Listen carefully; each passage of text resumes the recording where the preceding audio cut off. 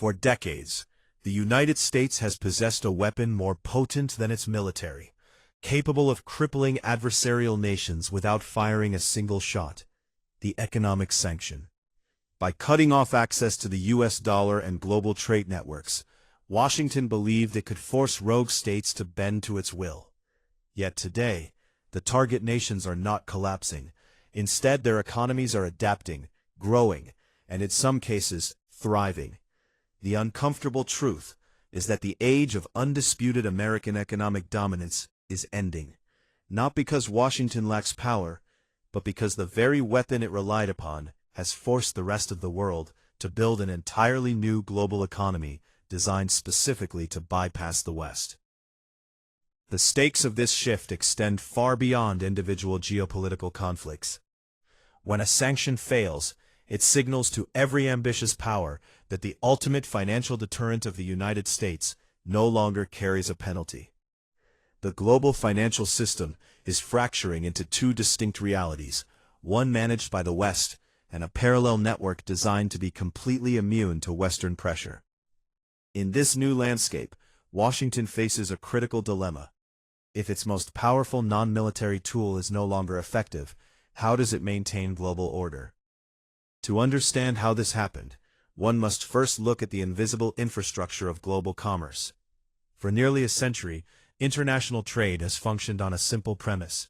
If a company in Brazil wants to buy machinery from a factory in Japan, the transaction is almost always settled in U.S. dollars.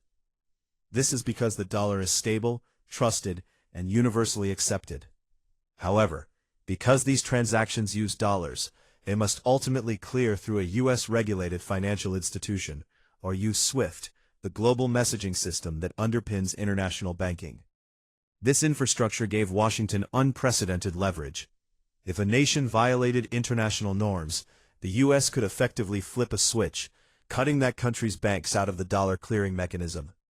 Without access to dollars, a nation could no longer easily sell its oil, buy food, or participate in global commerce. This system was designed to create total isolation, forcing targeted governments to choose between economic ruin or diplomatic compliance. This mechanism operated effectively as long as the global economy remained highly centralized around Western institutions.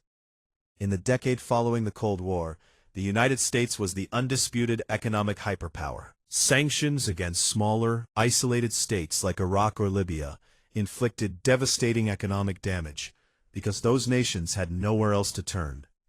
The economic incentives for other countries to comply with U.S. directives far outweighed the benefits of defying them. If a foreign bank chose to do business with a sanctioned regime, that bank risked losing its own access to the U.S. financial system, a penalty equivalent to a financial corporate death sentence. However, as the 21st century progressed, the global distribution of economic power began to shift. The rapid rise of China, the economic resilience of middle powers, and the deep integration of global supply chains created alternative centers of wealth and manufacturing.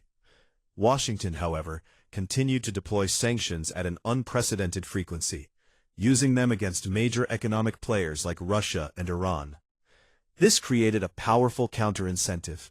For targeted nations and their trading partners, finding a way around the U.S. financial system stopped being a matter of convenience.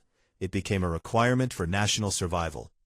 The breakdown of the sanctions mechanism relies on a fundamental vulnerability in economic blockades: the creation of third-party spoilers.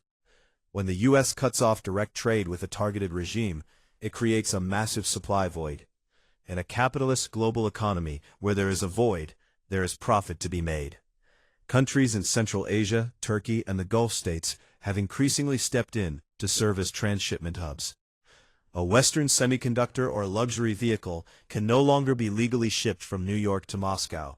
Instead, it is sold to a logistics firm in a neutral country, which then re-exports the item across a porous land border. The goods arrive at their destination delayed and slightly more expensive, but the intended economic paralysis never occurs.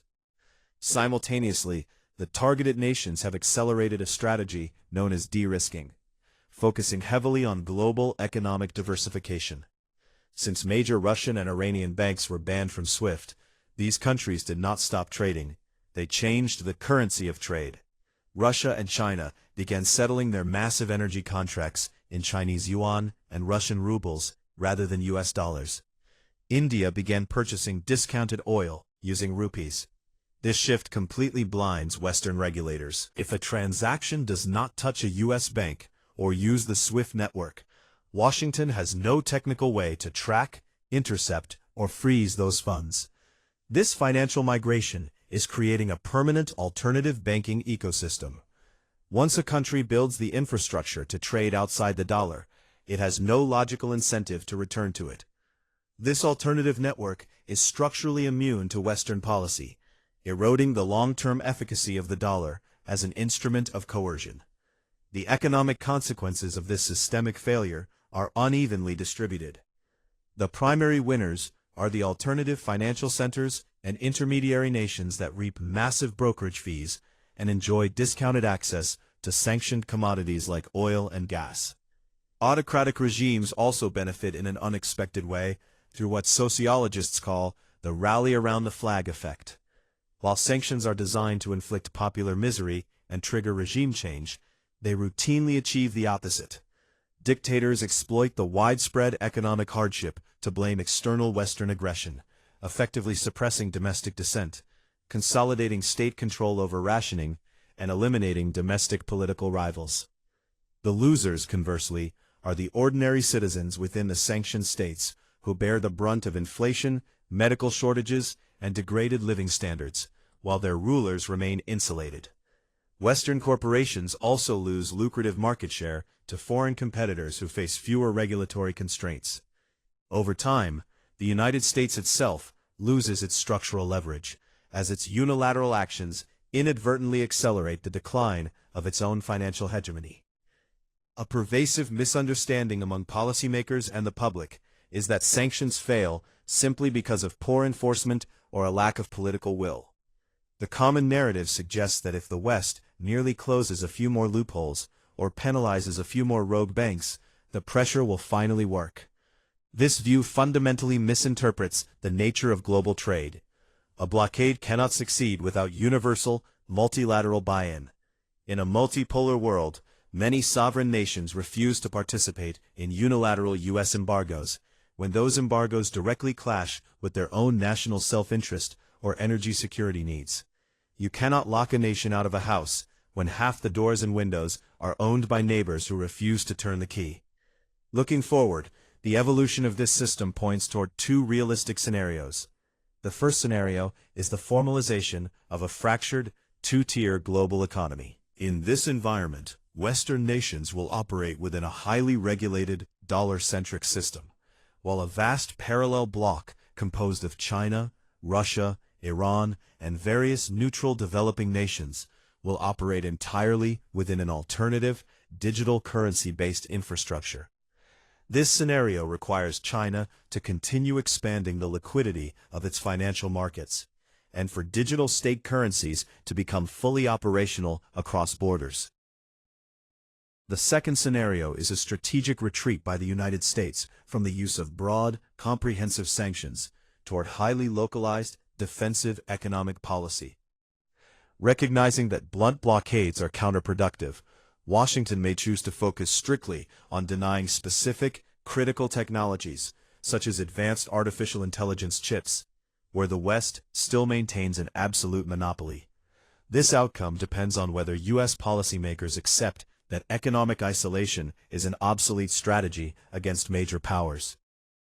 The economic sanction was conceived as a civilized alternative to war, a way to project power through the peaceful mechanics of global finance.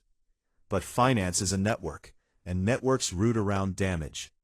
By using its financial dominance so frequently, the United States has inadvertently taught the world how to live without it. If the ultimate economic weapon no longer deters adversaries, does its continued use serve any purpose other than to accelerate the decline of the very system that created it?